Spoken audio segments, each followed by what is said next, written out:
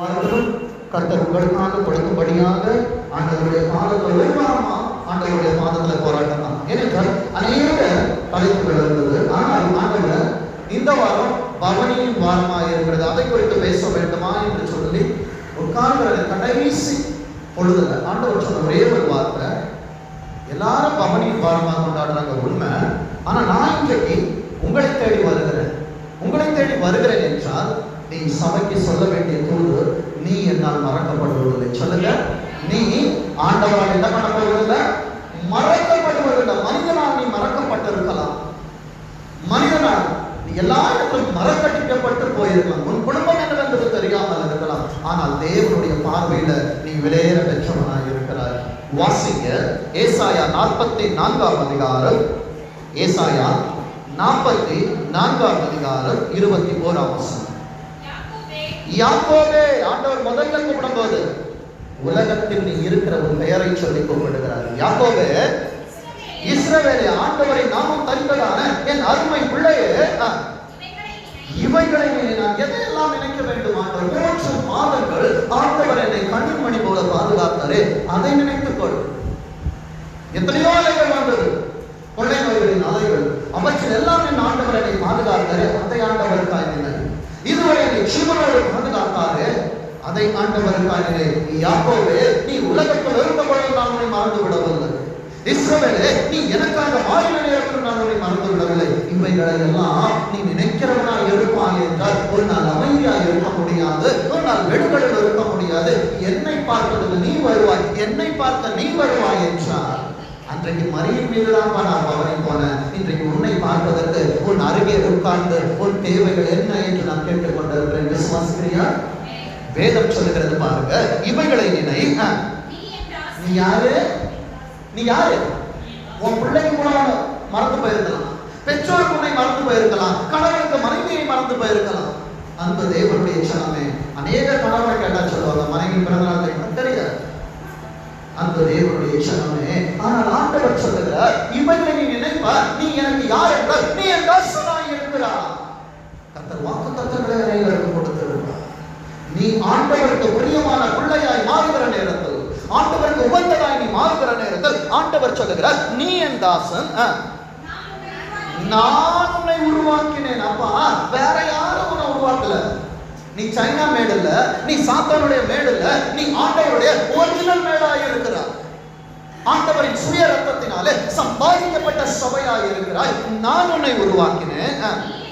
மறுபடியும் ஆண்டவர் சொல்லுகிறார், அப்பா, நீ இதை நினைக்கிறனாலே நன்றி அறிதலுள்ள இருதயம் உள்ளவனாய் இருக்கிற நேரத்தில் உன்னை தாசனாய் தெரிந்து கொண்டேன், உன்னை நான் உருவாக்கினேன், உன்னை நான் உருவாக்கி கொண்டிருக்கிறேன். மறுபடியும் நான் உனக்கு வாக்குத்தத்தம் செய்கிறேன், நீ என் தாசன் இஸ்ரவேலே. உலகத்தை மறந்துரு. இப்ப ஆண்டவர் உலகத்தை குறித்து பேசவில்லை. நீ ஆண்டவருக்காய் மாடுகிற நேரத்தில் ஆண்டவருக்காய் நினைக்க வேண்டும் என்று ஆண்டவர் இடத்தில் பேசிக் கொண்டிருக்கிறார். இஸ்ரவேலே, நீ என்னால் மறக்கப்படுவதில்லை. தனிப்பட்ட இடத்தில் ஆண்டவர் பேசுகிறார், நீ என்னால் மறக்கப்படுவதில்லை. சொல்லுங்க, நான் என் ஆண்டவரால் மறக்கப்படுவதில்லை. ஆங்கிலத்தில் அழகாக சொல்லுகிறது பாருங்க, I have made you. நான் உன்னை உருவாக்கி இருக்கிறேன். You are my servant. நம்ம சொல்றோம், ஆண்டவர் தமிழ்ல அழகா சொல்லியிருக்காரு தாசன். ஆனா ஆங்கிலத்தில் சொல்லுகிற நேரம், நீ எனக்கு வேலைக்காரர். உண்மை உள்ள வேலைக்காரர் தான் எஜமான இடத்துல பங்கு கொள்ள முடியும். அன்பு தேவனுடைய சனமே, you are my servant Israel, I will not forget you. நான் உன்னை மறக்க மாட்டேன்பா. நீ ஏன் சோர்ந்து போகிறா? என் கரத்தை மறந்து போனாயோ, பலவீனம் என்று சொல்லி சோர்ந்து போனாயோ, மனிதனாயிரம் சொல்லலாம், மருத்துவமாயிரம் சொல்லலாம், நீ மறித்து போவாய் என்று ஆண்டவர் சொல்லலாம். சில நேரங்களிலே உலகம் உன்னை பார்த்து சொல்லலாம். அன்பு தேவனுடைய சனமே, உன்னை வாழ வைக்கும் தேவன் உன்னை சந்திக்க வந்திருக்கிறார். உன்னை வாழ வைக்க போகிறார். உனக்கான ஆசீர்வாதங்களை அவர் கொடுக்க போகிறார். வாசிங்க எரேமியா 33 அதிகாரம், எரேமியா 33 அதிகாரம் 14 வசனம். இதோ நாட்கள் வரும் என்று கர்த்தர் சொல்லுகிறார். சோர்ந்து போனாயோ, உனக்கான நேரம் வரப்போகிறது மகனே, உனக்கான நேரம் வரப்போகிறது மகளே. இதோ நாட்கள் வரும் என்று உன் ஊழியக்காரன் உனக்கு வாக்குத்தத்தம் செய்யவில்லை. உன்னை அழைத்தவர் தாயின் கருவில் உருவாகும் முன்னே உன்னை பெயரை சொல்லி அழைத்தவர் உன்னிடத்தில் சொல்கிறார், உனக்கான நாட்களை நான் கொண்டு வரப்போகிறேன். அந்த நாட்கள் எப்படிப்பட்ட நாட்கள் தெரியுமா? ஏதேனின் நாட்கள். பஞ்ச காலத்திலும் குறைவில்லாமல் அப்பம் புசிக்கிற நாட்கள் வரும் என்று கர்த்தர் சொல்லுகிறார். அப்பொழுது நான் இஸ்ரவேல் குடும்பத்துக்கும் சபையில் இருக்கிற என் அன்பு பிள்ளைகளுக்கும் யூதாவின் குடும்பம் என்று சொல்லுகிற நேரத்தில் துதிக்கிறதான உனக்கும் எனக்கும் ஆண்டவர் சொன்னதான என்ன வார்த்தை? என் ஆண்டவர் உன்னை இன்றைக்கு இங்கே கொண்டு வந்தது நல்ல வார்த்தைகளை கேட்க வேண்டும் என்றுதான். தேவனுடைய சொல்லுமே நல்ல வார்த்தை என்று சொல்லுகிறதான நேரத்தில் ஆசீர்வாதங்கள் மாத்திரமல்ல, அதில் நிபந்தனைகள் இருக்கும், அதில் கட்டளைகள் இருக்கும், அதில் எச்சரிப்புகள் இருக்கும். இவைகள் எல்லாம் சேர்ந்த ஒரு கலவை தான் ஆசீர்வாதம். ஆசீர்வாதம் என்று சொல்லுகிற நேரத்தில் இன்றைக்கு நாம் நினைத்துக் கொள்ளுகிறோம், எனக்கு பணம், ஆடம்பரம், வாழ்க்கை நன்றாக இருக்கும் என்று சொல்லி இவை ஆசீர்வாதம் அல்ல. ஆசீர்வாதத்துக்குள்ளாய் கீழ்ப்படிதல் இருக்க வேண்டும். ஆசீர்வாதத்துக்குள்ளாய் கேட்கிற செவி இருக்க வேண்டும். ஆசீர்வாதத்திற்குள்ளாய் என் ஆண்டவர் கொடுக்கிற வார்த்தைகளை அப்படியே உட்கொள்ளுகிறதான அனுபவங்கள் இருக்க வேண்டும். இவைகள் உன்னில் இருக்கும் என்றால் என் ஆண்டவர் உன்னை சீர்படுத்துகிற தேவனாக, உன்னை கண்டித்துணர்த்துகிற தேவனாக, உன் காரியங்களை ஜெயமாய் மாற்றுகிற தேவனாய், அவர் ஆசீர்வாதங்களை உனக்கு அவர் தந்தருளுகிற தேவனாய் இருக்கிறார். வேதம் சொல்லுகிறது, அந்த நாட்களை ஆண்டவர் உனக்கு கொண்டு வந்திருக்கிறார். These are the days of blessed days. ஆண்டவர் மறுபடியும் உனக்கு கொண்டு வந்து கொண்டிருக்கிறார். இந்த நாளிலே என் ஆண்டவர் உனக்கு சொல்லுகிறதான நல்ல நல்ல நல்ல நல்ல நல்ல வார்த்தைகளை அவர் நிறைவேற்றுகிற தேவனாய் இருக்கிறார். வாசிங்க பார்ப்போம். ஏசாயா 44ஆம் அதிகாரம், ஏசாயா 44ஆம் அதிகாரம் 22ஆம் வசனம். நன்றாக கவனிங்க. இன்னைக்கு நமக்கு இருக்கிற பிரச்சனை இதுதான். ஆண்டவரே, நான் பாவம் பண்ணிட்டேன்ப்பா, நான் உமக்கு விரோதமாக பாவம் செய்திருக்கிறேன் ஆண்டவரே. என் ஆண்டவர் சொல்லுகிறார், நீ யாக்கோபா இருந்த நேரத்திலே நான் உன்னை மன்னிச்சேன். உன் தகப்பனை நீ ஏமாற்றின நேரத்தில் நான் மன்னித்துட்டேன். உன் ஊழியக்காரனை நீ ஏமாற்றுகிற நேரத்திலே நான் உன்னை மன்னித்து உன்னை சபைக்குள்ளாய் என் புத்திரனாய் நான் வைத்திருக்கிறேன். இன்றைக்கு நீ இஸ்ரவேலாய் மாறி இருக்கிறாயே. ஆண்டவர் சொல்லுகிறார், உன் மீறுதல்களை மேகத்தை போலவும் உன் பாவங்களை கார்மேகத்தை போலவும் அகற்றிவிட்ட. ரிமூவ். உன் வாழ்க்கையில ஒட்டிட்டு இருந்துச்சு, சத்ரு அதை சொல்லிதானே உன்னை ஏமாத்திட்டு இருந்தான். நீ பாவி, நீ பாவம் செஞ்சிருக்க, நீ எழுந்திருக்க மாட்ட, உன் வாழ்க்கையில முடிஞ்சு போச்சு, நீ என்னுடையவன் சொல்லிட்டு சத்ரு சொன்னா. ஆனால் சத்ருவை பார்த்து என் ஆண்டவர் சொல்லுகிறார், என் பிள்ளைகளை என் ரத்தத்தை கொடுத்து நான் சம்பாதித்திருக்கிறேன், உனக்கு தேவையான காரியத்தை நான் கொடுத்து சம்பாதித்திருக்கிறேன், அவர்களை தொடுவதற்கு உனக்கு அதிகாரம் இல்லை. என் ஆண்டவர் உன்னில் இருக்கிற பாவங்களை எல்லாம் அவர் என்ன பண்ணுகிறார்? அகற்றி விட்டார். நீ செய்ய வேண்டியது ஒன்னே ஒண்ணுதான், யூட்டர்ன். இப்ப நீ நேரா நெஞ்ச நிறுத்திட்டு, நீ யாரா இருந்தாலும் சரி, நீ படித்தவனாய் இருக்கலாம், பணம் படைத்தவனாய் இருக்கலாம், சமுதாயத்தில் உயர்ந்த ஸ்தானங்களில் இருப்பவனாகவும் இருக்கலாம். ஆனால் என் ஆண்டவருக்கு முன்பாக நீ வரும்பொழுது நீ ஒன்றுமில்லை, நீ ஆண்டவரிடத்தில் திரும்பு. உன்னை நான் என்ன பண்ணிட்டேன்? நான் மீட்டுட்டேன்பா. இனி நீ சோர்ந்து போனவன் அல்ல. 24ஆம் வசனத்தை வாசிங்க, அதே அதிகாரத்துல. உன் மீட்பரும் தாயின் கர்ப்பத்தில் உன்னை உருவாக்கினருமாகிய கர்த்தர் சொல்லுகிறதாவது, நானே எல்லாவற்றையும் செய்கிற கர்த்தர். கரங்களை தட்டி கர்த்தரை மகிமைப்படுத்து. உன் வாழ்க்கையில் ஒன்றும் குறையாதபடிக்கு உன் வாழ்க்கையில எல்லா காரியங்களையும் செய்கிறவர் என் ஆண்டவர். உன் கையின் பிரயாசங்கள் அல்ல. அவர் உன்னை மறந்து விடாத தேவனாய் இருக்கு. நீ நினைக்கிற ஆண்டவரே என்னிலே காரியங்கள் நடைபெறாமல் இருக்கிறது, இது டெம்பரரி. ஆனா பெர்மனண்டா நீ பார்ப்பாய் என்றால் நீ கேட்டதையும் செய்வார், நீ கேளாததையும் என் ஆண்டவர் செய்வார். வேதம் அங்கே சொல்லுகிறது பாருங்க, நானே எல்லாவற்றையும் செய்கிற கர்த்தர். நான் ஒருவரை யாரையும் நான் எனக்கு அசிஸ்டண்டா கூப்பிடல. என் ஆண்டவர் வானத்தை உருவாக்குகிற நேரத்தில் யாருக்கிட்டே அவர் வந்து ஆலோசனைகளை கேட்கவில்லை. இந்த வானத்தை தூண் இல்லாதபடிக்கு மேலே வைத்திருக்கிறார் என்றால் அவரது அதிசயம் உனக்கு என்னவென்றது புரியும். அந்த வானம் கீழே விழுந்துருச்சா? இல்ல. அப்ப நீ எப்படி கீழே விழுந்த? அவர் உன்னை கரத்தில் அல்லவா தூக்கி வைத்திருக்கிறார். மறந்து போனாயோ? மனுஷன் கீழே விட்டுருவான். நீ நம்பினவங்க கீழே விட்டுருவாங்க, உனக்கு பிரியமானவங்க கீழே விட்டுருவாங்க. ஆனா அந்த வானத்தையே என் ஆண்டவர் தாங்குவார் என்றால் நான் ஒருவராய் அந்த வானத்தை விரித்தேனே. என் அன்பு மகனே, உன் வாழ்க்கையை நான் சமாதானத்தை விரித்துக் கொண்டிருக்கிறேன், சந்தோஷத்தை கொடுத்து கொண்டிருக்கிறேன். உலகம் கொடுக்கிற பிரகாரம் நான் உங்களுக்கு கொடுக்கிறதில்லை. உங்கள் ஹிருதயம் கலங்காமலும் பயப்படாமலும் இருப்பதாக கரங்களை தட்டி கர்த்தரை மகிமைப்படுத்து. உன் கலக்கங்கள் பயங்கள் கர்த்தர் இப்பொழுது அவர் நீக்கிக் கொண்டிருக்கிறார். நீ அழுது கொண்டிரா. என்ன சோதனையோடு வந்திருக்கிறாய்? மறந்து போனேன் என்று நினைக்கிறாயா? மறந்து விடவில்லை, உன்னை என் கரத்தில் வைத்து பயன்படுத்தி கொண்டிருக்கிறேன். வேதம் அங்கே சொல்லுகிறது பாருங்க, நான் ஒருவராய் வானங்களை விரித்து நானே பூமியை பரப்பினவர். 25 நன்றாக கவனிங்க.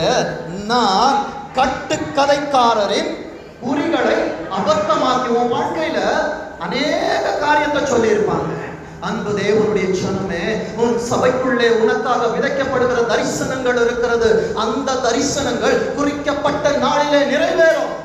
எத்தனை ஃபாஸ்ட் ஃபுட்டுக்கு நீ போனாலும் சரி, வீட்டிலே செய்யப்படுகிற ஆகாரத்திற்கு ஒத்ததான புஷ்டி உள்ள ஆகாரம் எங்கும் கிடைக்காது. விசுவாசிக்கிறியா? ஒரு சுவிசேஷன் கிட்ட போகலாம், உண்மை.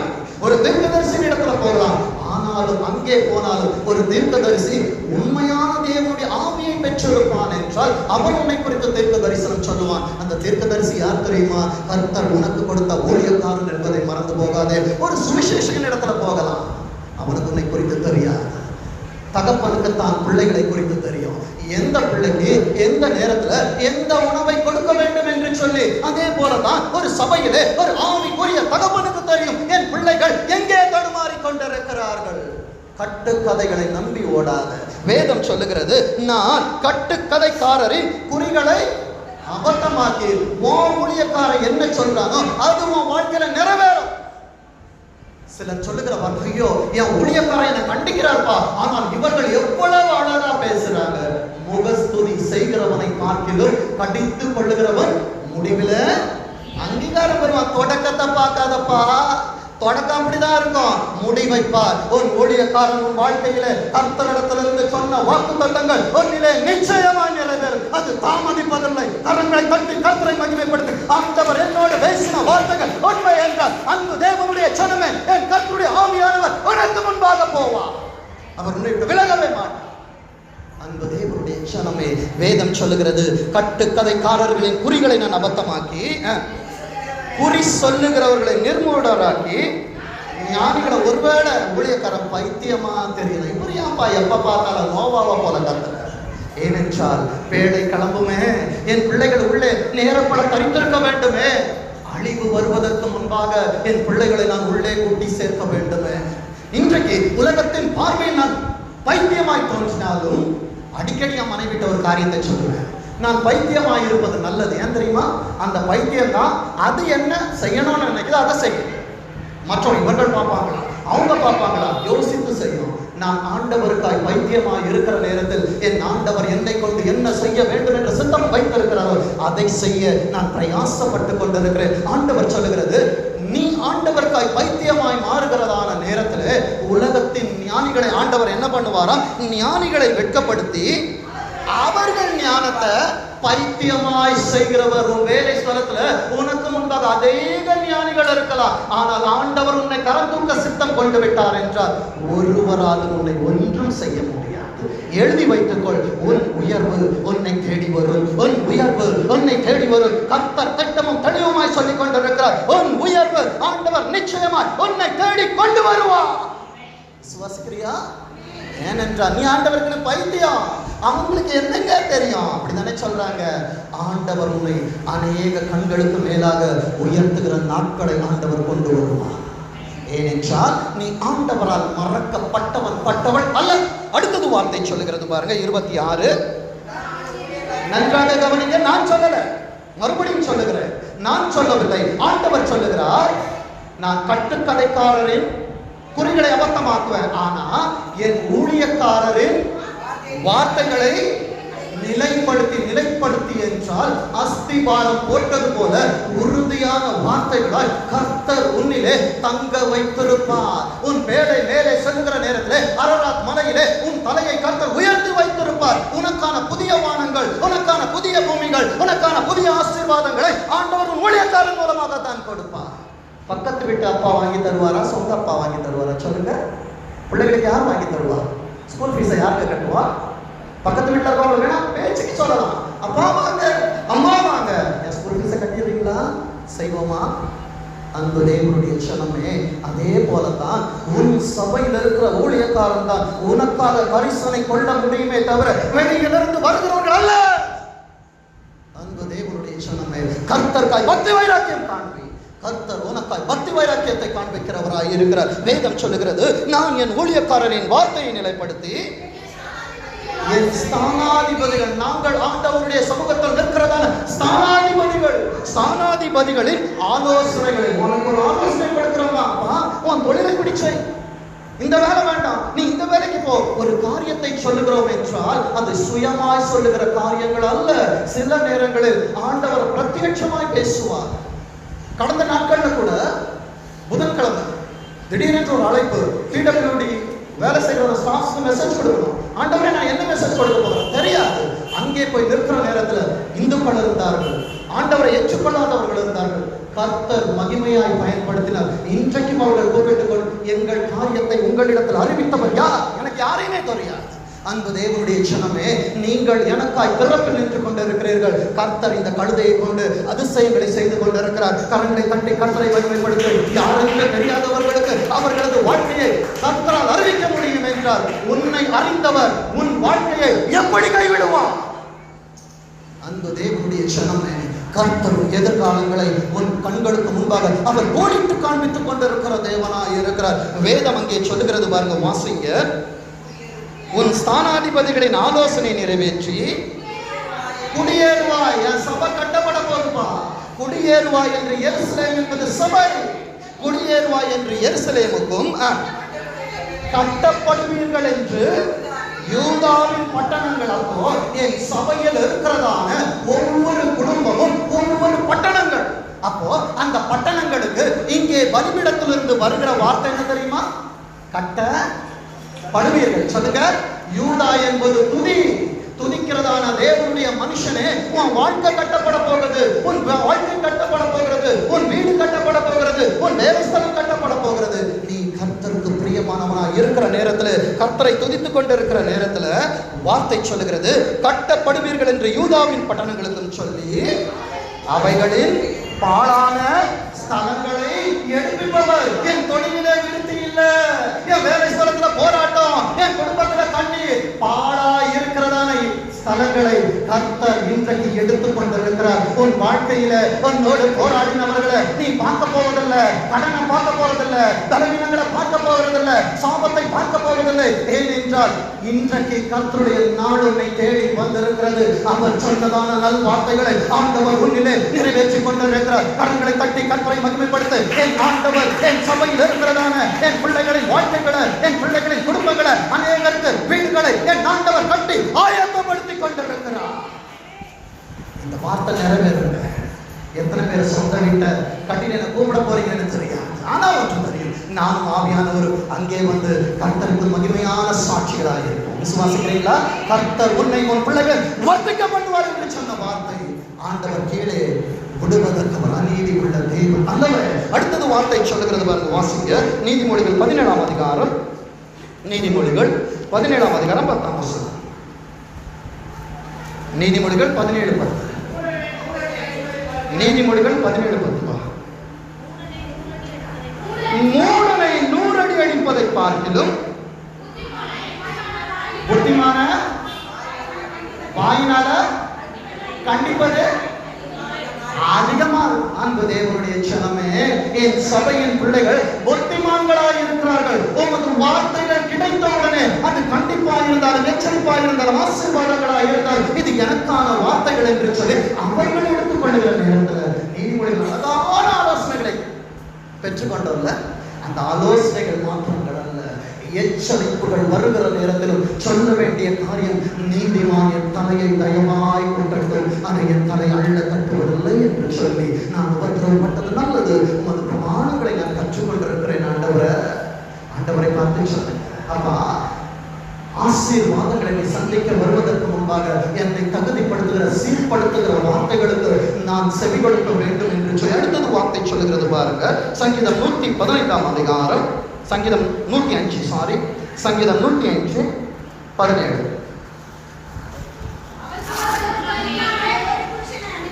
அவர்களுக்கு முன்னாலே ஒரு புருஷனை அனுப்பினார், யோசேப்பு சிறையாக விற்கப்பட்டான். இன்றைக்கு யோசேப்பின் அனுபவத்தில் இருக்கிறதான என் அருமை யோசேப்புகளை உங்களை நிறைய இடத்துல வித்திருக்கிறாங்க. உன் நண்பர்களால் விற்கப்பட்டிருக்கிறாய், உன் குடும்பத்தால் விற்கப்பட்டிருக்கிறாய், உன் சூழ்நிலைகளால் விற்கப்பட்டிருக்கிறாய், நம்பின காரியங்களால் விற்கப்பட்டிருக்கிறாய். அவங்க பார்வையில அவங்கள நான் வித்துட்டேன், அவங்கள நான் ஒதுக்கிட்டேன், அவங்கள நான் ஒண்ணு இல்லாம பண்ணிட்டேன். ஆனா அவங்களுக்கு தெரியாது இது எல்லாமே என் ஆண்டவரின் செயல் என்பது வேதம் சொல்லுகிறது. அவர்களுக்கு முன்னாலே அப்போ நீ விற்கப்படுகிறாய் என்றால், நீ நோக்கடிக்கப்படுகிறாய் என்றால், உன் வாழ்க்கையில துரோகங்கள் வருகிறது என்றால், ஏமாற்றங்கள் வருகிறது என்றால், நீ தெரிந்து கொள்ள வேண்டும், யாரால் எனக்கு துரோகங்கள் வருகிறதோ, யாரால் எனக்கு தீமைகள் வருகிறதோ, யாரால் எனக்கு பிரச்சனைகள் வருகிறதோ, அவர்கள் கண்களுக்கு முன்பாக கர்த்தர் என்னை மேன்மைப்படுத்த போகிறார். விசுவாசிக்கிறியா? உன் சத்துருக்களுக்கு மத்தியில சொல்லுங்க, ஒரு பந்தி ஆயத்தப்படுத்தி உன் தலையை என்னால அபிஷேகம் பண்ண உன் பாத்திரம். அப்ப அங்க இருக்கிற பாத்திரம் எம்டி. அன்பு தேவனுடைய க்ஷணமே, பாவியின் ஆஸ்தி நீதிமானுக்காய் சேர்த்து வைக்கப்பட்டுக் கொண்டிருக்கிறது என்பதை மறந்து போகாது. வேதம் சொல்லுகிறது, ஆதியாகமம் 39ஆம் அதிகாரம். இங்கே ஒரு மனிதனை குறித்து நாம் தியானிக்கலாம். ஆதியாகமம் 39ஆம் அதிகாரம் 20-23 வாசிங்க. யோசேப்பின் எஜமான் அவனை பிடித்து ராஜாவின் கட்டளையால் காவலில் வைக்கப்பட்டவர்கள் இருக்கும் சிறைச்சாலையிலே அவனை ஒப்புவித்தான். அந்த சிறைச்சாலையிலே அவன் இருந்தான். நன்றாக கவனிங்க, அடைக்கப்பட்ட நிலைமையிலே யோசேப்பு இருக்கிறான். இன்றைக்கு எந்த சூழ்நிலைகளால் நீ அடைக்கப்பட்டிருக்கிறாய், எந்த சூழ்நிலைகளால் நீ அடைக்கப்பட்டிருந்தாலும் 24ஆம் வசனம் சொல்லுகிறது, வாசிங்க. 21 யார் யோசேப்போட இருந்தது? அப்ப உனக்கு சிறைச்சாலை வருது என்றால், உனக்கு தனிமை வருகிறது என்றால், உனக்கு ஏமாற்றங்கள் வருகிறது என்றால், விற்கப்பட்ட நிலை வருகிறது என்றால், மனிதனை விட்டு ஆண்டவர் உன்னை அப்புறப்படுத்துகிறார். நீ ஆண்டவருக்கு பிரியமானவன், நீ ஆண்டவருக்கு தேவைப்படுகிறவன். உன்னை சில காலங்கள் உன் குடும்பத்திலிருந்து ஆண்டவர் வனாந்திரத்திற்கு நடத்துகிறார் என்றால் நீ ஆண்டவருக்கு வேணும். ஏன்னா உன் குடும்பத்தோடு நீ இருப்பனா, மனைவி சில நேரத்தில் சொல்லுவாங்க, ஆண்டவரை தூஷித்து ஜீவனை விட்டுருங்க. பிள்ளைகள் சொல்லலாம், ஏன்பா இந்த ஊழியம் உங்களுக்கு. அதனால சில நேரங்களில் ஆண்டவர் வனாந்திரங்களை கொடுக்கிறது எதற்கு தெரியுமா? ஆண்டவரின் தரிசனங்களை அறிந்து கொள்ள வேண்டும் என்று. என் ஆண்டவர் வனாந்தரத்துக்கு கொண்டு போகப்படுகிற நேரத்தில் வனாந்தரத்தில் தான் அவருக்கு சோதனைக்காரன் அங்கதான் அவனை சந்திக்க வந்தான். அங்கேதான் ஆண்டவர் அநேக ஆசீர்வாதங்களை பெற்றுக்கொண்டார். அவன் சிறைச்சாலையில வச்சுட்டான்னு சொல்லிட்டு அநேகர் நினைக்கிறார்கள், கொக்கரித்துக் கொண்டிருக்கிறார்கள். ஆனா ஆண்டவர் சொல்லுகிறார், கர்த்தரோ யோசேப்போட இருந்து அவன் மேல் கிருபை வைத்து சிறைச்சாலை தலைவனுடைய தயவு அவனுக்கு கிடைக்கும்படி செய்தார். ஆண்டவர் அவனை எங்க வச்சாலும் ஆண்டவருடைய கிருபை உனக்கு இருக்கும் என்றால், கிருபை உனக்கு போதும் என்று சொன்னார். அந்த கிருபை உன்னிடத்தில் இருக்கும் என்றால் எல்லா கண்களிலும் ஆண்டவர் உனக்கு தயை கிடைக்க வைப்பார். நீ விரும்பினவனை மறந்துடலாம், ஆனா விரும்பாதவன் ஆண்டவர் கொண்டு வந்து உனக்கு தயவை கொடுப்பார். அடுத்தது வார்த்தை சொல்லுகிறது பாருங்க, 22. அங்க நடக்கிற காரியத்தை பாருங்க, இதுதாங்க அற்புதம். சிறைச்சாலை தலைவன் சிறைச்சாலையில் வைக்கப்பட்ட யாவரையும் இவன் தப்பு செய்யாம உள்ள போறான். அங்க இருக்கிற 420 ஃபோர்ஜரி, பிக் பாக்கெட், ராபரி எல்லாரும் யார்கிட்ட கொடுக்குறான்? யோசேப்பு கிட்ட. அப்போ ஒரு சபைக்குள் வருவது நல்லவனை சந்திப்பதை காட்டிலும் பாவத்தில் இருக்கிறவர்களை தான் ஆண்டவர் சந்திப்பார். உன்னை ஆண்டவர் ஒரு இடத்திற்கு அனுப்புகிறார் என்றால் அங்கே பணக்காரர்கள் மாத்திரமல்ல, ஏழைகளையும் கர்த்தர் சந்திக்க வைப்பார். ஒன்றும் இல்லாதவர்களை சந்திக்க வைப்பார். வியாதியஸ்தர்களை சந்திக்க வைப்பார். எல்லா பொறுப்பை ஆண்டவர் வாங்கிட்ட கொடுப்பார். அந்த தேவனுடைய க்ஷணமே, உன்னை உண்மை உள்ளவன் என்று எண்ணித்தானே ஆண்டவர் இந்த பொறுப்பை இடத்துல அவர் கொடுக்கிறார். சிறைச்சாலை என்று உலகம் நினைக்குது, உலகத்துக்கு தெரியாது உள்ளே என்ன நடக்குதுன்னு. உள்ள ஒரு ப்ராசஸ் நடக்குது. தேவ ராஜ்யத்துக்கு தேவையான காரியங்களை ஒருவன் செஞ்சு கொண்டிருக்கிறார். ஏன் அந்த ஒருவனாய் நீ இருக்கக்கூடாது? சபைக்கு அந்த ஒருவனாய் நீ ஏன் மாறக்கூடாது? நீ நினைக்கிற என்னை ஏன் ஹாஸ்பிட்டலுக்கு கொண்டு போறாங்க? ஹாஸ்பிட்டல்ல இருக்கிறவங்களுக்கு நீ ஆண்டவரை பத்தி சொல்லணுமே, அதுக்கு தான் நான் ஹாஸ்பிட்டலுக்கு கொண்டு போறேன். என்னை ஏன் பாடுகள் உள்ள இடத்துக்கு கொண்டு போறாரு? நீ பாடுகள் பட்ட நேரத்தில் பாடுகளிலிருந்து தூக்கி எடுத்தாரு. அந்த பாடுகள் தூக்கி எடுக்க வேண்டும் என்பதற்காகத்தானே அங்கே வார்த்தை சொல்லுகிறது பாருங்க. யாரையும் கையிலே ஒப்பு கொடுத்தான். அங்கே அவர்கள் செய்வது எல்லாவற்றையும் யோசேப்பு செய்வித்தான். 23 கர்த்தர் உன் கூட இருந்தா இதுதான் நடக்கும். கர்த்தர் அவனோடு இருந்தபடியினாலும் அவன் என்ன வேணாலும் செய்வான். என் ஆண்டவர் உனக்கு கொடுத்தது இதுதானே. ஏதேன் தோட்டத்தில் ஆண்டவர் ஆதாமுக்கு கொடுத்த ஆசீர்வாதம் இதுதானே. நீ சகலவற்றையும் ஆண்டு கொள்ளுவார். ஆண்டவர் எங்கேயாவது இன்விடேஷன் கொடுத்தாரா? இதை செய்ய முன்னே அவன் ஆண்டவர் கேட்டார். நன்மை தீமை அறிகிறதான கனியை நீ செய்யாது. ஆனா இந்த அதிகாரம் கொள்ள அவன் விரும்பவில்லை. செய்ய வேண்டாம் என்று சொன்ன ஒரே ஒரு காரியத்தை தான் அவன் செஞ்சான். எதை செய்யாதே என்று சொல்லி சபை சொல்லுகிற அதெல்லாம் நம்ம கரெக்டா செய்யணும். சபைக்கு வா, வரமாட்டேன். அன்பு தேவனுடைய க்ஷணமே, முதல்ல கர்த்தருக்கு பிரியமானது என்னன்னு சோதிச்சு பாரு. என் வாழ்க்கையில நான் எதை மாற்ற வேண்டும்? ஆண்டவர் அப்பொழுதுதான் உன் கூட இருப்பார். என் ஆண்டவர் உன்னை மறந்து விடாத தேவனாய் இருக்க வேண்டும் என்றால் கிளாஸ் ரூம்ல அட்டெண்டன்ஸ் எடுப்பாங்க. டெய்லி வர பிள்ளைங்களை பார்த்தா டீச்சர் மாஸ்டர் போய் அட்டெண்டன்ஸ் போடுவாங்க. அவங்க வரலாம் அட்டெண்டன்ஸ் போடுவாங்க. ஏன்னா அந்த பிள்ளை வந்திருக்கோன்னு சொல்லிட்டு அதே போலதான் பரலோகம். ஒருவேளை உன் பலவீனத்தின் நிமித்தம் நீ ஆண்டவரை சந்திக்க வரவில்லை, அந்த பரலோகம் வீட்டுக்கு வந்து சந்திக்க வரும். ஏனென்றால் இத்தனை வருடங்கள் என்னை தேடி ஓடி வந்த பிள்ளை அல்லவா என்று சொல்லி இன்றைக்கு மாறும். ஆண்டவரை எந்த சூழ்நிலைகள் இருந்தாலும் சரி, என் வேலை பணி இருந்தாலும் சரி, ஆண்டவர் என் நேரத்தை கொடுப்பேன். ஆண்டவர் என் வேலையை காட்டிலும் என் ஆண்டவர் எனக்கு பெரியவர் என்று சொல்லுகிற நேரத்தில் கர்த்தரை மறந்து விடாத தேவனாக இருப்பார். வேதம் சொல்லுகிறது பாருங்க, அவன் எதை செய்தானோ அதை கர்த்தர் என்ன பண்ணினாரா? வாய்க்க பண்ணினார். அப்ப வாய்க்க பண்ணணும்னா சங்கீதம் 1ஆம் அதிகாரத்துல இருக்குது இன்ஸ்ட்ரக்ஷன். கர்த்தருடைய வேதங்கள் கொஞ்சமாக இருந்து இரவு பகலுடைய வேதங்கள் ஞானமாக இருக்கிற மனுஷன் பார்த்தவன் அவன் செய்வதெல்லாம். அப்ப இப்ப நான் செய்வது வாய்க்காம போகுதுன்னா நான் என்ன சரி பண்ணல? வேதத்தில் பிரியமாக இருக்கவில்லை. ஆண்டவரின் வேதத்திற்கு முன்பாக தலைமுடியவில்லை. ஆண்டவரிடத்தில் தலைமுடிந்து இருக்கிற உலகத்திற்கு முன்பாக தலைமுடிகிறேன். ஆண்டவருக்கு முன்பாக தலைமுடிந்திருப்பார். உலகத்திற்கு முன்பாக ஆண்டவர் தலைமுறை வைப்பார். விசுவாசிக்கிறீர்களா? இதுதான் ரகசியம். யோசேப்பு என்னென்ன காரியத்தை எல்லாம் செய்தானோ கர்த்தர் எல்லாவற்றையும் வாய்க்க பண்ணினார். அவன் வசமாயிருந்த யாவற்றையும் குறித்து சிறைச்சாலை தலைவன் விசாரிக்கிறது. இன்னைக்கு சபையே அப்படிதான். அந்த தேவனுடைய க்ஷணமே உன்னை நம்பி பொறுப்புகள் இருக்கிறது. வசந்திட்ட ஒரு பொறுப்பு, தேவன்கிட்ட ஒரு பொறுப்பு, ரமேஷ் கிட்ட ஒரு பொறுப்பு, அருமையான முத்துக்குமார் ஒரு பொறுப்பு. யாரிடத்தெல்லாம் பொறுப்பு? இன்னைக்கு நான் கேட்கல. ஏனென்றால் கர்த்தர் பார்த்துக் கொள்வார். ஆண்டவர் சொன்னது உண்மை என்றால் நிச்சயமாக நிறைவேறும். ஸ்தானாதிபதிகளை என் ஆண்டவர் நிறுத்துவார் என்றால் என் ஆண்டவரின் சபைக்குள்ளாக இருந்து என் அன்பு பிள்ளைகளை ஆசீர்வதிப்பார். விசுவாசிக்கிறீங்களா? இந்த தரிசனத்தை நான் ரொம்ப உறுதியாக இருக்கேன். நான் விசாரிக்க மாட்டேன். ஏனென்றால் என் பிள்ளைகள் என்னை காட்டிலும் உண்மையில் சிறந்த பிள்ளைகள் என்பதை பரலோகம் அறிந்திருக்கிறது. விசுவாசிக்கிறீங்களா? உண்மைதானே? எல்லாரும் நான் பார்க்கறது. அப்ப என்னை எப்படி நம்புறாங்கப்பா? உண்மையா சொல்றேன். ஆண்டவர் உங்களை நேசிக்கிறவராக இருக்கிறார். விசுவாசிக்கிறீங்களா? கேட்கல, சத்தமா சொல்லுங்க, சத்தமா சொல்லுங்க. உண்மையின் பிள்ளைகள் தானே நம்ம கர்த்தரிடத்தில் உடன்படிக்கை செய்தனா என்ன ஏமாத்தலாம்? ஆண்டவரை என்ன பண்ண முடியாது. எங்க அப்பா அடிக்கடி என்கிட்ட சொல்லுவாங்க, 12th முடிச்சவங்க பைபிள் காலேஜ் பெரியப்பா கூப்பிட்டா இருப்பா, நீ வேற எங்கேயும் போகிறாரு பைபிள் போயா, உனக்கு வேற வேலை இல்லை. எப்படி எங்க அப்பாவை கேட்டேன், நீங்க வேலை செய்யறீங்கல்ல, நானும் வேலை செய்வேன். அப்ப எங்க அப்பா சொன்ன ஒரே ஒரு வார்த்தை அதுதான், தம்பி நீ எங்க சுத்தினாலும் எங்க வருவ? இங்கதான் வருவேன். எங்க வருவேன்? இங்கதான் வருவேன். எங்கப்பா வருவேன்? இங்கதான்ப்பா வருவேன். அதே போலதான் என் பிள்ளைகளுக்கு நான் சொல்றேன். I believe. ஏன்னா ஒரு தகப்பனின் ஆசீர்வாதங்கள் பிள்ளையின் சிரசின் மீது தங்குகிறதாக இருக்கிறது. அன்றைக்கு அவர்கள் சொல்லி இன்னைக்கு அவங்க விடல, ஆனா சொன்ன வார்த்தை நிறைவேறுச்சு.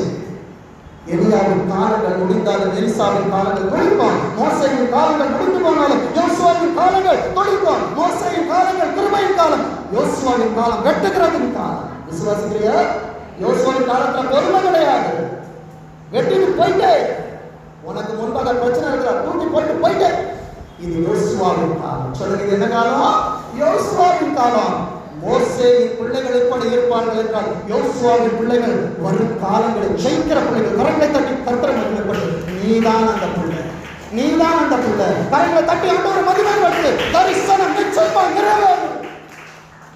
ஆண்டவர் ஏன் வார்த்தை வார்த்தை கொடுத்தாங்க தெரியாது. ஆனா அவனுக்கு தெரியும் எதிர்காலத்தின் வார்த்தைகளை நான் பேசிக் கொண்டிருக்கிறேன். வார்த்தை சொல்லுகிறது வாசிங்க. சகரியா 9:12 சொல்லுகிறது, நம்பிக்கையுடைய சிறைகளை எங்க திரும்புங்க? சிறைச்சாலையில தான் உனக்கு நம்பிக்கை இருக்கணும். அரண் என்பது சபை. சபைக்கு நேராக திரும்ப. எத்தனை நன்மையை தருவானா? ரெட்டிப்பான நன்மையை தருவேன். இன்னைக்கு ஆண்டவர்கிட்ட கேளு, யாக்கோபை போல போராடுகிற குணம் உனக்கு இருக்கும் என்றால் ஆண்டவரோட போராடு. அந்த ரெட்டிப்பான நன்மை என்ன ஆண்டவரே?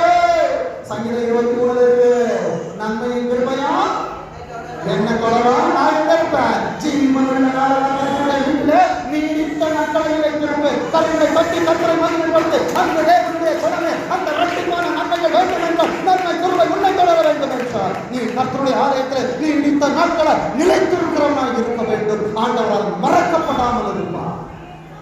ஆண்டவர் மறைத்து வைக்க மாட்டார். எலியாவிற்கு ஆண்டவர் சொன்னார், எலியா என்ன ஆயிடுச்சு? சூறைக்கடிப்பில் படுத்திருக்கிற ஒன்ன போல 7000 பேர் கெடியில நான் மறைச்சு வச்சிருக்கிறேன். இன்னைக்கு மிஸ்பா சபை ரொம்ப சின்ன சபை, வெளியே யாருக்கும் தெரியாது. டாக்டரேட் பட்டவங்க இருக்கிறாங்க, எல்லாரும் இருக்கிறாங்க, பல ஆராதனையுள்ள சபை எல்லாம் இருக்குது.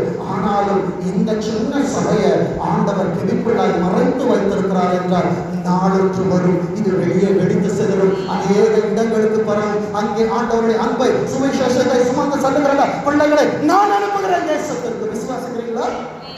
கர்த்தர் உங்களை கொண்டு தேசத்தை அசைப்பார். எழுதி வைத்துக் கொள்ளுங்கள். அடுத்தது வார்த்தை சொல்லுகிறது பாருங்க. ஆதியாகமம் 40ஆம் அதிகாரம். ஆதியாகமம் 40ஆம் அதிகாரம் 1ஆம் வசனம் வாசிங்க. இந்த நடவடிக்கைகளுக்கு பின்பு எகிப்து ராஜாவுக்கு பான பாத்திரக்காரனும் சுயம்பாகியும் எகிப்து ராஜாவாகிய தங்கள் ஆண்டவனுக்கு குற்றம் செய்தார்கள். குற்றம் செஞ்சவன 3ஆம் வசனம் சொல்லுது பாருங்க. அவர்கள் யோசேப்பு வைக்கப்பட்டிருந்த இடமும் தலையாரிகளின் அதிபதியுமாகிய வீடுமாகிய சிறைச்சாலையிலே இங்க வருது. ஆண்டவருடைய ஸ்கிரீன் பிளே இங்க இருந்து ஸ்டார்ட் ஆகுது. ஏன் ஆண்டவருடைய சில நேரங்களிலே புரியாத மனுஷர்களை சந்திக்க வைத்துக் கொண்டிருக்கிறார். சில தொழில் செய்யறவங்க நம்ம பாட்டு ஒரு வழியாக மட்டுமே போயிருப்போம். சம்பந்தம் இல்லாம யாரோ ஒருத்தர் ஒரு ஆலோசனை கொண்டு வருவாங்க. ஏன் ஆண்டவர்களை கொண்டு வருகிறார்? நீ தெரிந்து கொள்ள வேண்டியது அவர்களை கொண்டு கர்த்தரின் தலையை உயர்த்தணும். ஏனென்றால் ஆண்டவரின் வார்த்தை சொல்கிறது, நீங்கள் சும்மா இருப்பீர்கள், நான் என்ன பண்ணுவேன்? யுத்தம் நான் பண்ணணுமே. ஏனென்றால் ஒரு சத்துருக்கள் உன்னை பார்த்து கொண்டிருக்கிறாங்க. அவங்களுக்கு அவங்க நினைக்கிறாங்க, நான் சிறைச்சாலை வச்சுட்டேன், குடும்பம் மறந்துருச்சு, உற்றார் உறவினர்கள் மறந்து போனார்கள். ஆனால் அந்த சிறைச்சாலையின் அனுபவத்திற்குள்ளாக கர்த்தர் உனக்கான காரியங்களை அவர் செய்து கொண்டிருக்கிறார். வேதம் சொல்கிறது பாருங்க, சம்பந்தமே இல்லாத ஒரு சுயம்பாகி வருகிறான். அடுத்தது இன்னொரு கேரக்டர் யாரு? பானபாத்திரக்காரன் வருகிறான். அவர்கள் யோசேப்பு இருந்ததான சிறைச்சாலைக்குள்ளாய் வருகிறார்கள். வாசிக்க பார்ப்போம். 21:40-21. பானபாத்திரக்காரனின் தலைவனை பானம் கொடுக்கிற தன் உத்தியோகத்தில் மறுபடியும் வைத்தான். அந்தபடியே அவன் பார்வையுடைய கையிலே பாத்திரத்தை கொடுத்தான். சுயம்பாகியின் தலைவனையோ தூக்கி போட்டான். அந்த தேவனுடைய விஷயமே இருவர் வருகிறார்கள். இருவருக்கு சொப்பனங்கள் வருகிறது. அந்த சொப்பனத்தை பகிர்ந்து உணர்த்தி கொடுத்தது யார் தெரியுமா? யோசேப்பு. உன்னை தேடி ஜனங்கள் செபிக்க வருகிறதான நேரத்தில் ஆண்டவர் என்னை கொண்டு செய்வாரால் சந்தேகப்படாத. அன்பு தேவனுடைய சனமே, பரலோகத்தின் அபிஷேகம் என்மேல் இருக்கிறது என்றால் என்னிலிருந்து சபைக்கு வருகிற அபிஷேகம் உன்னிடத்தில் இருக்கிறது. நீ கைகளை நீட்டி செபிச்சு பாரு, அங்கே அற்புதங்கள் நடக்கும். சிறைச்சாலையில் இருக்கிறாங்க, என் வாழ்க்கையில போராட்டம் இருக்குது, என் வாழ்க்கையில பஞ்சம் இருக்குது, என் வாழ்க்கையில என்ன இருக்கு, உன் வாழ்க்கையில தேவன் இருக்கிறாரு. மறந்துட்டியா? ஆனா உலகத்துல எல்லாம் இல்லாமல் இருக்கும். அவங்கள்ட்ட தேவன் இல்லை, ஆனால் ஒரு இடத்துல தேவன் இருக்கிறாரு. உன்னை தேடி வருகிறவர்களுக்கு இல்லை என்று சொல்லாதே. இலவசமாய் பெற்றீர்கள், இலவசமா கொடுங்க. அவன் சொல்றான், ஒருத்தனை ஆசீர்வாதிப்பாரு, ஒருத்தனை தூக்கி போடுவான். அந்த தேவனுடைய சனமே, ஆண்டவருக்காய் உண்மையா இருப்பாய் என்றால் உன் தலையை ஆண்டவர் உயர்த்தி வைப்பார். ஆண்டவர் உண்மை இல்லாதவனா இருப்பாய் என்றால் ஆண்டவர் தூக்கி வைக்கப்படுவார். சபையை தெரிந்தெடுத்தது ஆண்டவர் தான். கீழ்ப்படியாமல் ஊழியக்காரன் வருவதற்கு முன்பாக பலி செலுத்தினான். தேவன் சொன்ன காரியத்தில் உண்மை இல்லை. முதலாவது தீர்க்க தரிசனம் சொல்லும் பொழுது ரொம்ப உண்மை. பின் நாட்களில் உண்மை அவனிடத்திலிருந்து கடந்து போனது.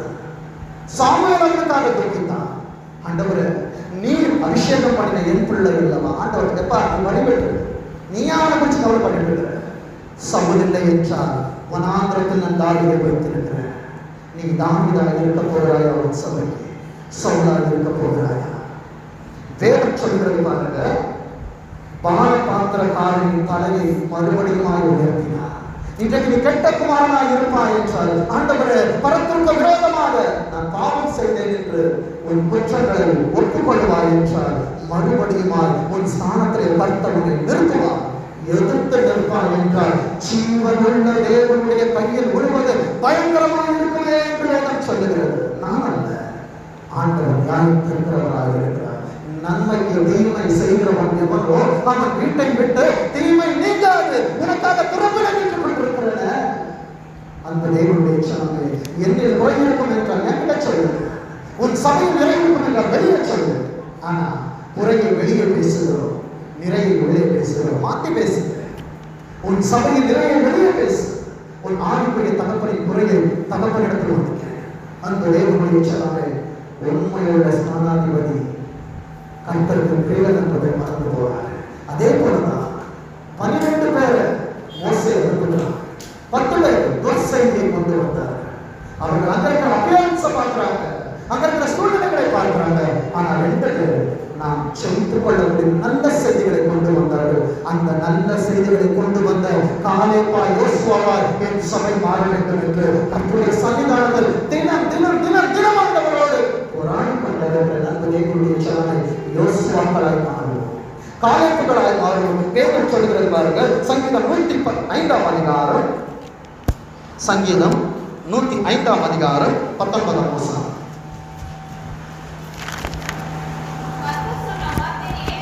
கர்த்தர் சொன்ன வார்த்தை நிறைவேறும் அளவும் அவருடைய வசனம் யார புறப்பட்டுச்சு? யார? என்ன? ஒவ்வொருத்தரும் சொல்லலாம், என் ஆண்டவரின் வாழ்க்கையில செய்ய நினைத்த காரியங்கள் நிறைவேறுகிற வரைக்கும் என்னை ஆண்டவர் புலவிட்டுக் கொண்டே இருப்பார். நான் உனக்கு சொன்னதை செய்யும் அளவு உன்னை கைவிடாது இருப்பேன். என் ஆண்டவருடைய கையனை பிடிச்சிட்டு இருக்கிற நேரத்தில் போராட்டம் வரும், தண்ணீரை பார்ப்ப, அக்கினி சூளைய பார்ப்ப, ஆனால் ஆண்டவரின் கரம் உன்னோடு இருக்கும். விசுவாசிக்கிறியா? இன்னைக்கு அநேகர் இந்த பாதையில கடந்து போறீங்க. ஆண்டவர் ஆண்குள்ளாக வெளிப்படுத்தி கொண்டிருக்கிறார். வெளியே சிரிக்கிறான், சந்தோஷமா இருக்கிறதா காண்பிக்கிறான். ஆனால் ஆண்டவரே அடுத்த நிமிஷத்துக்கு நான் என்ன செய்ய போறப்பா? அந்த தேவனுடைய சனமே, வார்த்தை சொல்லுகிறது, கர்த்தருடைய வார்த்தை ஒன்றில நிறைவேறுகிற வரைக்கும் உன்னை புலப்பட்டு தான் இருக்கும். என் சிறைச்சாலையில இவன் நன்மை செய்கிறான், ஆனால் இந்த நன்மையை பெற்றுக் கொண்டவன் யோசேப்பை மறந்து போனான். வாசிங்க 20ஆம் வசனத்தை வாசிங்க. அதே அதிகாரத்துல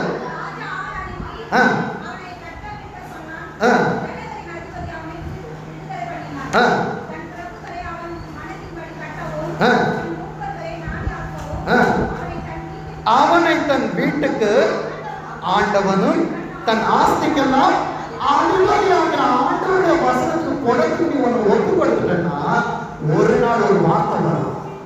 எங்க அந்த ஆசீர்வாதம் வளர தெரியாது.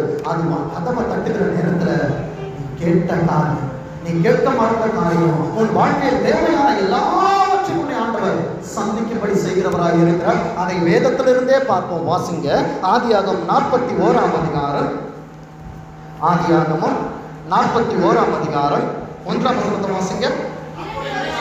2 வருஷம் மறந்து போயிட்டாரு இந்த பானபாத்திரக்காரர். யோசேப்பை மறந்துட்டான். உன்கிட்ட நன்மை வாங்கினவங்க உன்னை மறந்து போயிட்டாங்க. ஆனால் உன்னை அழைத்தவர் மறந்து விடவில்லை. நீ நினைக்கிற இவங்களுக்கு நான் நன்மை செஞ்சிருக்கிறேன், என் கஷ்டத்துல இவங்க எனக்கு உதவி செய்வாங்க, என் குடும்பத்துக்கு நான் எவ்வளோ காரியத்தை செஞ்சிருக்கிறேன், என் கஷ்டத்துல உதவி செய்வாங்க. உன் வீட்டாரு மறந்து விடாது. அன்பு தேவனுடைய சனமே, வேதம் சொல்லுகிறது பாருங்க, வாசிங்க. 2 வருஷம் சென்ற பின்பு பார்வோன் ஒரு சொப்பனம் கண்டான். 8ஆம் வசனத்தை வாசிங்க. 8 காலமே பார்வோனுடைய மனம் கலக்கம் கொண்டிருந்தது. ராஜாவுடைய மனசுல கலக்கம். அடுத்தது சகல மந்திரவாதிகளையும் சகல சாஸ்திரிகளையும் அழைப்பித்து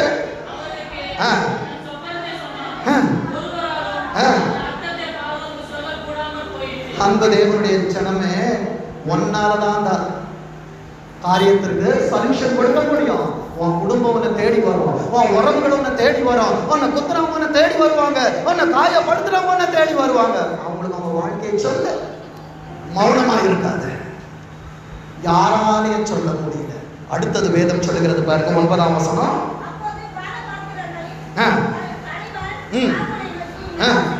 நான் செய்த குற்றம் இன்றுதான் நன்மை செஞ்சவனுக்கு நான் தீமை செஞ்சுட்டப்பா. என் வாழ்க்கையை அவர் தான் அடிச்சு சொன்னாரு, நீ நல்லா இருப்பன்னு அவர் தான் சொன்னாரு. அவரை நான் மறந்துட்டேன், என் சபையை மறந்துட்டேன், நான் இவ்வளவு நாள் ஊழியம் செய்யல, ஆண்டவருக்கு அன்பை சொல்லல, இன்னைக்குதான் எனக்கு ஞானம் வந்திருக்குது. ராஜாவே என் வாழ்க்கையை அவர் தான்ப்பா சொன்னாரு. யோசேப்பு உடனே நடந்த காரியத்தை பாருங்க, 13 வாசிங்க, 13ஆம் வசனம். அவன் எங்களுக்கு சொல்லிய அர்த்தத்தின்படியே நடந்தது, என்னை திரும்ப என் நிலையிலே நிறுத்தி. இன்றைக்கு ஆண்டவர் எந்த நிலையில் இருந்து நீ விழுந்தாயோ, இன்றைக்கு ஆண்டவர் உன்னை முன்னிலையிலே நிறுத்த போகிறார். ஆண்டவர்காய் ஊழியம் செய்த கால்கள் எங்கே? ஆண்டவர்காய் ஓடின கால்கள் எங்கே போனது? ஆண்டவர்காய் பேசினாயே இந்த வார்த்தைகள் எங்கே போனது? இன்றைக்கு ஆண்டவர் உன்னை மறுபடியுமா உன் நிலையில என்ன பண்ண போறாரு? நிறுத்த போறாரு, மறக்க மாட்டாரு. வேதம் சொல்லுகிறது பாருங்க, என்னை திரும்ப என் நிலையில நிறுத்தி அவனை தூக்கி போட்டாரு. இன்னைக்கு ஆண்டவர் யாரை தூக்கி போட்டாரு தெரியுமா?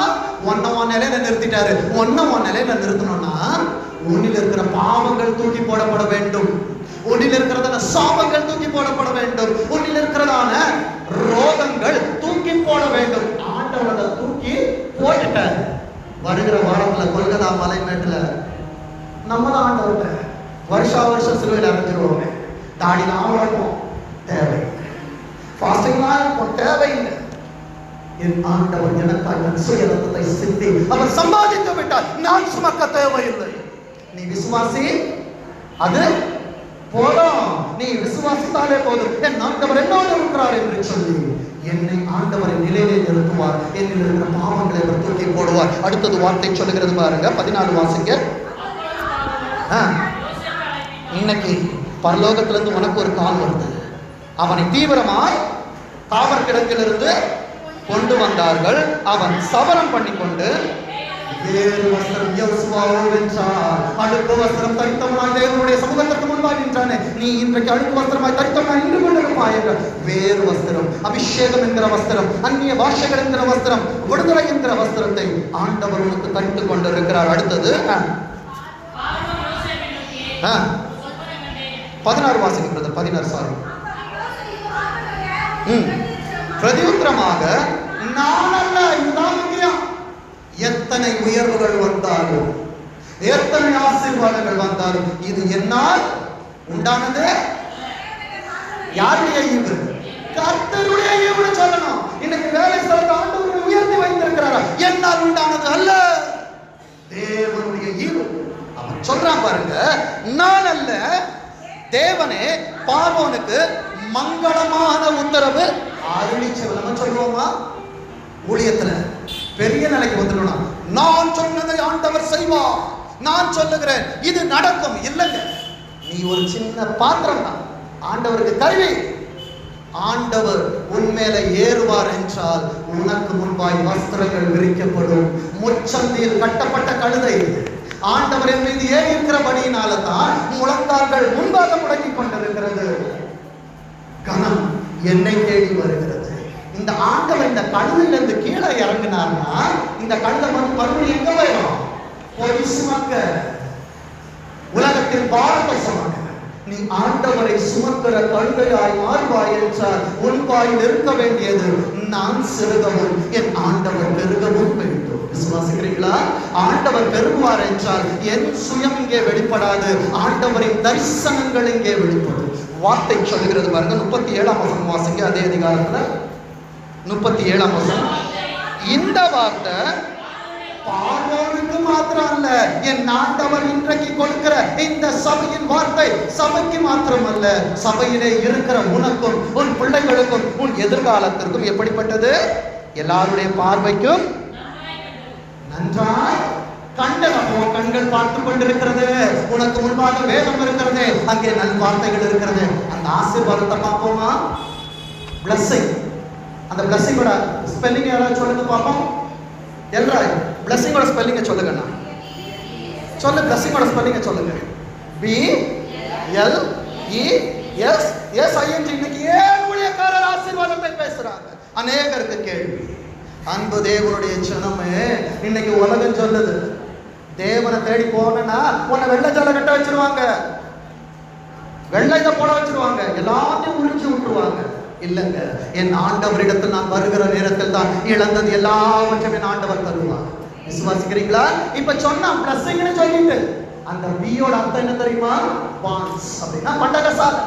இந்த பண்டகசாலை மேல போயிடுச்சுன்னா இப்ப அந்த பியை லிஃப்ட் பண்ணிட்டு இருக்கிற எழுத்த வாசிங்க. LESS. குறைவு. பரலோகம் உன்னை விட்டு எடுபடும் என்றார். அப்ப ஆசீர்வாதம் வேணுமா வேண்டாமா? சொல்லுங்க, வேணுமா வேண்டாமா? அந்த பண்டகசாலை, கர்த்தருடைய பண்டகசாலை உன்னிடத்திலிருந்து போதும் என்றால் குறைவு உன்னை தேடி வந்து கொண்டிருக்கும். இது இங்கிலீஷ்ல. சரி, நம்ம இப்ப தமிழ்ல பார்ப்போம் என்றால் ஆ என்பது ஆண்டவர், சீர் என்பது ஆண்டவரை சீர்படுத்துவது. அந்த ஆண்டவர் என்னை சீர்படுத்துகிற நேரத்தில், ஆசீர்வாதங்களுக்கு நேராக என்னை நடத்துகிற நேரத்தில், அந்த ஆசீர்வாதங்களுக்கு நான் எதிர்த்து நிற்பேன் என்றால் வாதங்கள் என்னை தேடி வரும். இதுதான் ஆசீர்வாதம். ஆ பிளஸ் சீர் பிளஸ் வாதம், இதுதான் ஆசீர்வாதம். ஆண்டவருக்கு நான் சீர்பட்டு இருப்பேன் என்றால், சீர்படுகிற வார்த்தைகளை நான் கடைபிடிப்பேன் என்றால் ஆசீர்வாதங்கள் என்னை தேடி வரும். இல்லை என்றால் சீர் போய்விடும், ஆண்டவர் போய்விடுவார், வாதங்கள் என்னிடத்தில் இருக்கும். விசுவாசிக்கிறீங்களா? இப்ப என்னென்ன ஆசீர்வாதம் வரப்போகுதுன்னு ஒருத்தர் வாசிக்க போறீங்க. டைரி வச்சிருக்கீங்களா? நேற்று அழகான மெசேஜ் போட்டேன், உங்க கூட எடுத்துட்டு வந்துருங்க. ஆண்டவர் கொடுக்கிறதான ஆசீர்வாதத்தை விட்டு அழிந்து போங்க. இப்போ வாசிங்க. ஆதியாகமம் 41ஆம் அதிகாரம். ஆதியாகமம் 41ஆம் அதிகாரம் 35லிருந்து 39லிருந்து 45 வரைக்கும். ஒருவர் எல்லாரும் போட்டி போட்டு வாசிக்காதீங்க, எல்லாருக்கான ஆசீர்வாதம் தான் இது. ஒருவர் ஈடுகிடலாம். ஒருத்தர் சத்தமா நிறுத்தி சபை கேட்கத்தக்கதாக இந்த ஆசீர்வாதத்தை வாசிங்க. எல்லாரும் உங்க கூடையில இது அப்படியே எழுதி வச்சுக்கோங்க, உனக்கு என்னென்ன ஆசீர்வாதம் வேணும். இப்ப வாசிங்க பார்ப்போம்.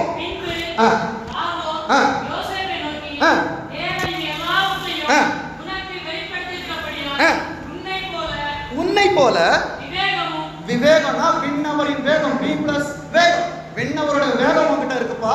ஆண்டவர் எவ்வளவு குயிக்கா செய்யணும்னு நினைக்கிறாரோ நீ அதை மாதிரி செய்யற. விவேகமும் வேறு ஒருவனும் இல்லை. நீ எங்க அதிகாரியா இருக்க?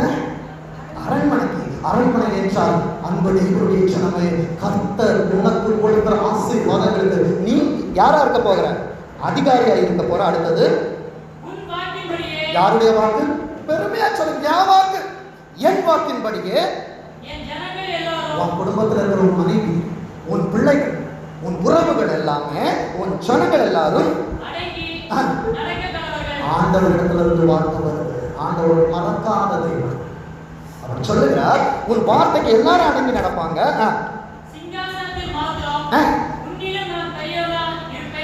சிங்காசனத்துல மாத்திரம் தான் நான் பெரியவன், மற்ற எல்லாத்தையும் அவன் பேச்ச நான் கேட்கிறோம். அன்பு தேவனுடைய ஜனமே, இது எஸ்தரின் ஆசீர்வாதம் அல்ல. எஸ்தருக்கு ஆகாஸ்வர் கொடுத்தது ஆசீர்வாதம் என்ன தெரியுமா? ராஜ்யத்தில் கேட்டா பாதி. ஆனா யோசேப்பு கேட்டானா ராஜ்யம் முழுவதுக்கும் அதிகாரி. இப்ப நான் யாரு? கர்த்தரால் ஆசீர்வதிக்கப்பட்டவன். கரங்களை தட்டி கர்த்தரை மகிமைப்படுத்து. இது யோசுவாவின் காலம், இது யோசுவாவின் தரிசனம், இது யோசேப்பின் தரிசனம். எஸ்தர் கேட்டா பாதிதாங்க. ஆனா ஒரு யோசேப்பு கேட்டா பரலோகத்துக்கு ஆண்டவர் அதிகாரியை மாற்றுவார். அன்பு தேவனுடைய ஜனமே, இதுதான் கர்த்தர் நமக்கு கொடுத்த ஆசீர்வாதம் என்பதை மறந்து போகாது. வேதம் சொல்லுகிறது. 41 வாசிங்க.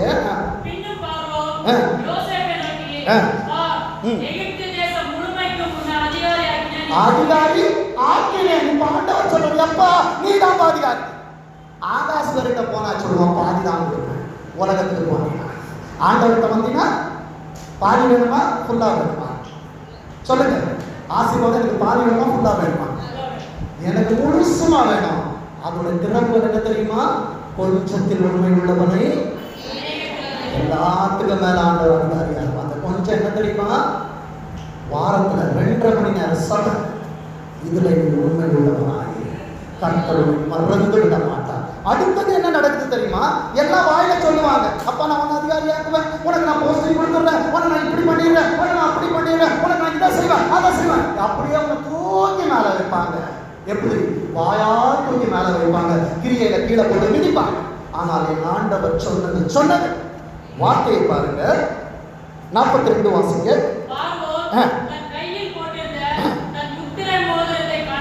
இன்ஸ்டன்ட்ங்க, உடனே ஆண்டவர் சொன்னார், நான் முத்திரை மோதிரத்தை கலத்தி கொடு, உன்னை நான் முத்திரை மோதிரமாய் வைக்கிறேன். விசுவாசிக்கிறீங்களா? நீ என் பார்வைக்கு அருமையானபடியா.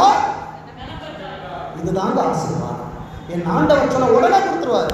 இப்ப எத்தனை பேர் சொல்றீங்க, ஆண்டவரை முத்திரை மோதிரத்தின் கையில் இருக்கிறது, ராஜாவின் ஜெயகம்பீரம் இடத்தில் இருக்கிறது, நான் உன்னை சிநேகித்த ஒரு ஜீவனை கேளாக ஜனங்களை உனக்கு கொடுப்பேன், என் அன்பை சொல்ல நீ ஆயத்தமா? அவர் எல்லாத்தையும் அவன்கிட்ட கொடுத்துட்டாரு.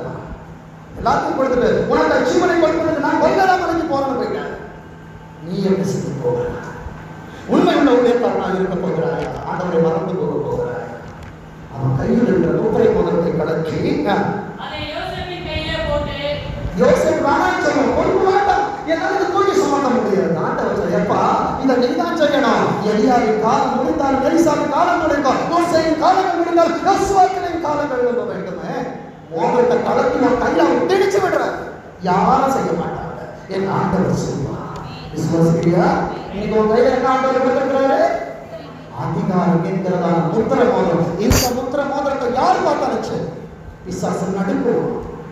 ஒருவருக்கு முன்பாக தெரியுமா, ஐயோ ஆண்டவரின் சாராதிபதி, அவர்கள் உனக்காக எழுந்திருப்பார், அவர்கள் கண்களுக்கு போவார், கண்கள் நீச்சலும் நினைப்படுத்துவார். அடுத்த வார்த்தை சொல்லுகிறது பாருங்க, அந்த யோசேப்பின் கையிலே போட்டு நன்றாக என்ன சரபணி.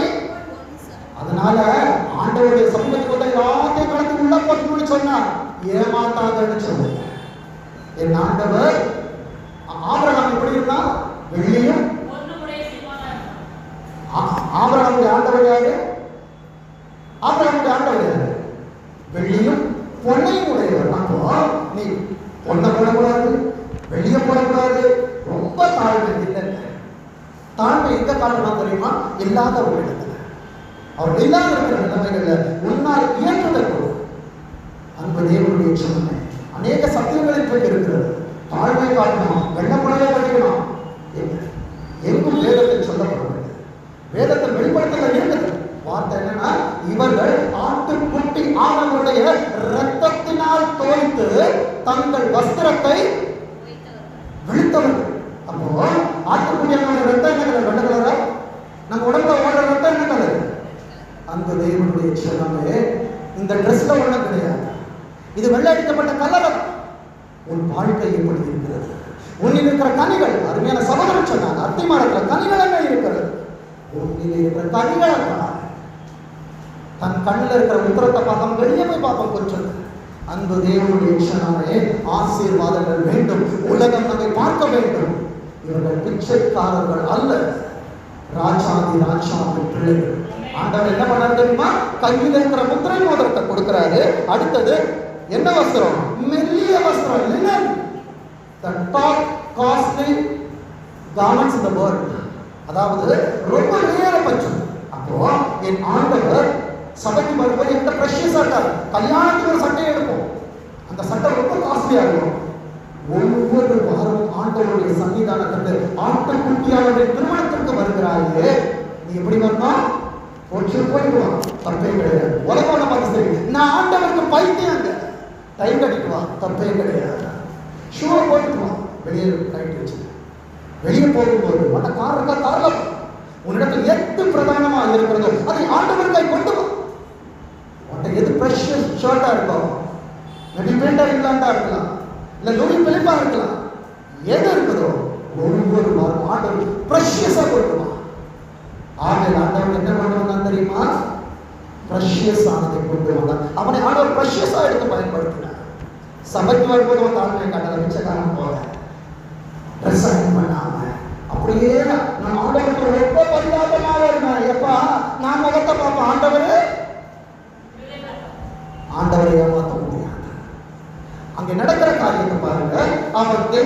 அவன் பார்வோனின் சமூகத்தில் வருகிற நேரத்தில் மோதிரங்கள் கொடுக்கப்படுகிறது, மெல்லிய வஸ்திரங்கள் கொடுக்கப்படுகிறது.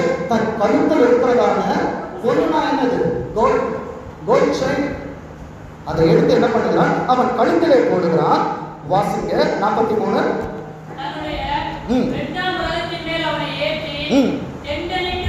இவ்வளவு நாள் நம்ம வேலையை படிச்சுட்டு இருந்தோம். இன்றைக்கு கர்த்தர் உன்னை ஏறி இருப்பார் என்றால் ஓசன்னா ஓசன்னா என்று சொல்லி எல்லா காரியங்களும் உனக்கு முன்பால் விழுந்து பண்ணும். விசுவாசிக்கிறியா? உன் கடன் பிரச்சனையாக இருக்கட்டும், உன் கண்ணீராக இருக்கட்டும், எந்த பலவீனங்களாக இருந்தாலும் கர்த்தர் இந்த கழுதையை ஏறுகிறதான நேரத்தில் ஆண்டவர் சொல்லுகிறார், என் பிள்ளைக்கு முன்பாக தெண்டனிட்டு பணிந்து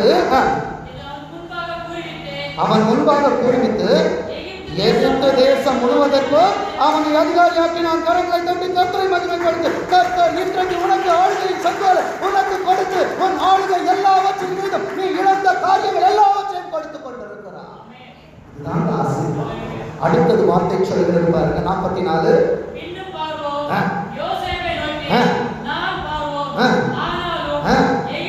எகிப்து தேசத்தில் உள்ளவர்கள் ஒருவரும் யாரெல்லாம் உத்தரவு போடணும்? எப்பா நீ வானாம வரணும். இவ்வளவு நாள் ஒன்ன காயப்படுத்தினாங்கல்ல, என் ஆண்டவர் உயர்த்துவார் என்றார். உன்னுடைய உத்தரவுக்கு அவர்கள் காத்து நிற்பார்கள். வேதம் சொல்லுகிறது பாருங்க, ஒரு உத்தரவு இல்லாமல்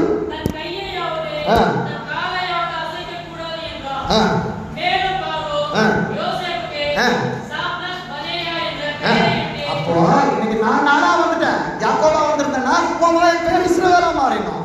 யோசேப்புக்கு அவன் ஒரு பேரை வச்சான், சாம்னா பொன்னையா. நமக்கு ஆண்டவர் ஒரு பேரை வைப்பாரு. நீ கேளு ஆண்டவர்கிட்ட, ஆண்டவரே என்னை ஒரு ரெகவாத்தாய் மாற்றும் ஆண்டவரே, என்னை ஒரு பெலியராய் மாற்றும் ஆண்டவரே, என்னை ஒரு எகவாயிராய் மாற்றும் என்று சொல்லி நீயும் ஆண்டவர், நான் கிடையாது, நீயும் ஆண்டவர். அவன் பேரை வைத்து அடுத்தது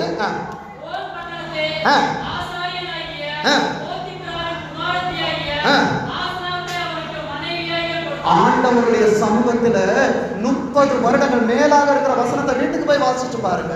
அவன் பார்வோனின் சமூகத்தில் இருக்கிற நேரத்தில் யோசேப்பின் வயது 30 வயது வரைக்கும் அவன் ஆண்டவருக்காய் காத்திருந்தான். என் அருமை வாலிப மகனே, வாலிப மகளே, உன் வாலிபத்தை ஆண்டவருக்காய் கொடு. ஆண்டவரை மறந்து போக மாட்டார். நீ நினைக்கிற என் வாலிபத்தை என் ஃப்ரெண்ட்ஸ் அங்க போறாங்க, என் ஃப்ரெண்ட்ஸ் டியூக் பைக் வச்சிருக்கிறாங்க, என் ஃப்ரெண்ட் அங்க சினிமா தியேட்டருக்கு போறான். நீ எங்கே இருக்கிறாய்? வாலிபனே, இளமையில் எல்லாவற்றையும் குறித்து சந்தோஷப்படு. ஆனாலும் இவைகளை ஆண்டவர் நியாயத்தில் கொண்டு வந்து நிறுத்துவார். அவர் நிறுத்து பார்க்கும்போது நீ சினிமா தட்டுல இருந்தியா, பீச்சில் இருந்தியா, யாரோட பக்கத்துல நீ டான்ஸ் ஆடிட்டு இருந்தியான ஆண்டவர் பார்க்கிற நேரத்துல என் பிள்ளைகள் என் சபையில என் சத்தியத்தை கேட்டுக்கொண்டிருந்தார்கள். அந்த யோசேப்பை தான் ஆண்டவர் தேடிக்கொண்டிருக்கிறார். இந்த வாழ்க்கை யார் கொடுத்தது தெரியுமா? பார்வோன் அவனுக்கு கொடுத்தது. அன்பு தேவனுடைய ஜனமே, உன்னை பெற்ற உன் பெற்றோருக்கு அடங்கி இருப்பாய் என்றால் உன் வாழ்க்கைகளை அவர்களுக்கு தேர்ந்தெடுத்து கொடுப்பார்கள். வேதனை இல்லாத வாழ்க்கை, ஆசீர்வதிக்கப்பட்ட வாழ்க்கை. போத்திபராரின் மகளாகிய ஆஸ்னாத்தை அவனுக்கு மனைவியாக கொடுத்தான். அதுவரைக்கும் அவன் சுத்தி பார்க்க போல.